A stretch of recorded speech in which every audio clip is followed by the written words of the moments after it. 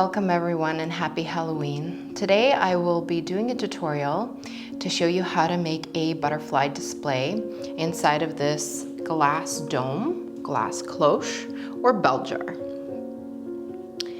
Everything that you will require, all of the materials, I will list in the description. I will be using preserved butterflies. I think they're absolutely stunning. I got these on Etsy. However, if preserved butterflies are not to your taste and you'd like to use paper butterflies, there are alternatives. Moth and Myth is a company that creates beautiful paper butterflies for these kind of projects, and I will link them as well. So you will need your butterflies, your glass dome. In this case, I purchased one that's about 12 inches in height, and it was purchased from IKEA for $20. It comes in two pieces. You have your glass dome and your base. You will also require an acrylic rod or an acrylic dowel, which can be purchased from Amazon, cut to size requirement based on the display that you'd like to make.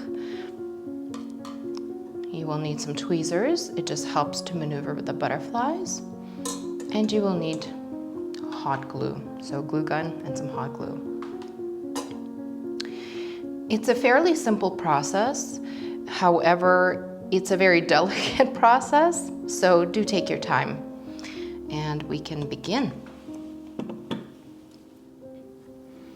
So if you have a low temperature glue gun, that would be best for the project because when it's overheated, it takes a much longer time to set and dry. In my case, I heated it up and I unplugged it. That's a little trick, although it still feels quite hot. So my first butterfly I will place at the very top of the rod, and I think I will angle it. It just looks a little bit more interesting because when butterflies fly, they fly sort of on an angle. So if we want to make it more realistic to life, that's probably the way to do it. I will just use a small little drop, and we can start with this pretty one right here, just like that on an angle. Set it to dry.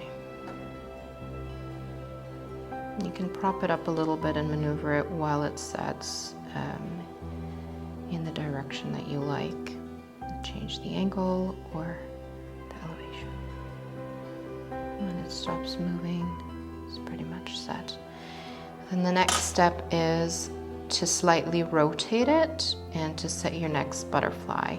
It could be very nice to do it in the opposite direction in this case, and you might want to dry fit it first to see if that works. Or maybe you want to turn it all the way around and just do like the opposite, like that. So it just comes down to your personal preference. I think in this case, I might actually maybe do it in the same direction, just on an angle like that.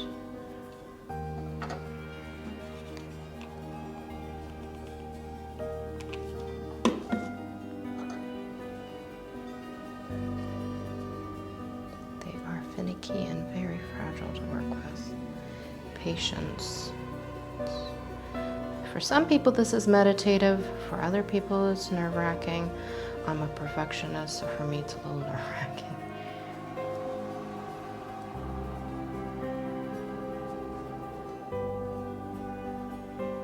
It's an interesting discipline when you're creating crafts. Just to try and be calm and still. There we are. How beautiful are these butterflies? Nature has its ways. And then I feel like this might be the really large one. Probably would be a nice option right here. Let me dry fit it again and see how that'll work. Same direction here, so that if it's viewed from a different angle, everybody has an interesting specimen to look at. I think that I'll do that there. So this butterfly is a little longer, so I am going to use slightly more glue. So a little longer, a little bigger is what I meant to say.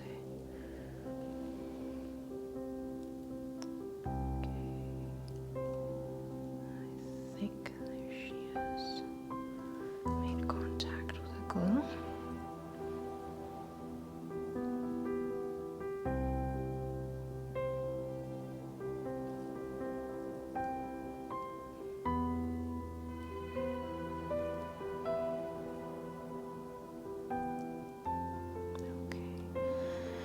Just gonna do a little twirl around like this and see. Okay, so there's one more gap here.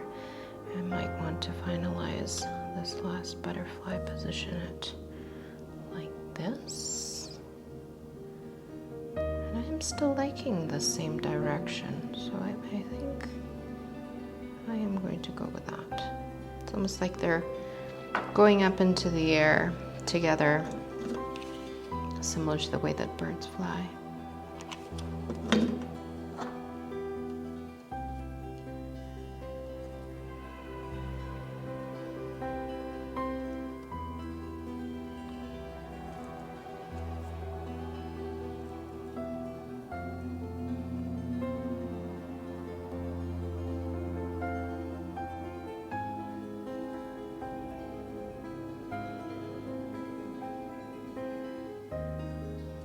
And hopefully, once when all of your butterflies are set, you have a very dynamic, lovely three-dimensional art object. I think for another project, I might actually tip the butterfly on an angle slightly this way, so it's kind of hovering on the very top tip. And that way, if it's viewed in the cloche, it'll, I think, look prettier from the top down and from all three sides, so that you're not seeing kind of the dowel. So with every craft that you do, you learn something new and you can perfect it. So for the final bit here, what you can do is you can drill a hole in the center of the base, and that could just set right in there. Of course, you could apply a little bit of glue or maybe even silicone to set the rod inside, and it will certainly be stable. But because I like to reuse my cloches for different decorative projects throughout the year, I'm going to just use a glue gun again, because it's not a permanent piece for me. So I'll find the center and generous amount of glue, I think. Hopefully this will hold. If not, I'll have to redo it. And just set the rod and wait.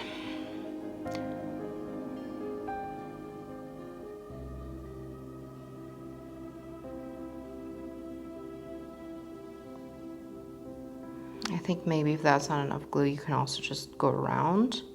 And don't worry about making a mess, because I think what you can also do is just disguise the base of the glue there. Okay, so I'm gonna release it because it seems to have set. I have a little bit of moss, and what I will do is set a little bit of moss around it, or if you have some dehydrated flowers or anything else that you'd like to use, you can certainly do that to cover the base. I don't think that, even as it is, I don't think it's an eyesore. Once the glass dome is on top, it's closed, you can't really see it, the glue. So I think it looks still quite nice. But if you want to add a little bit more to the bottom, I certainly think you can do that. So this is a little bit of moss from my floral supplies that I had left over. And so I just wanted to show you some of the options that you have to disguise the glue.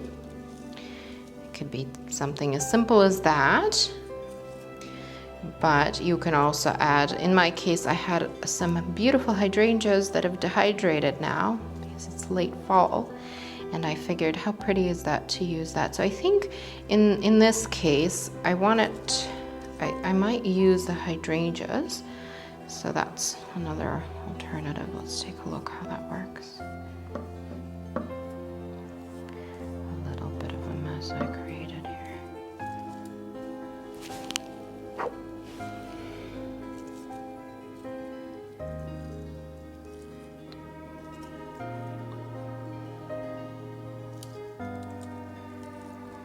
The rustling of the leaves reminds me of fall.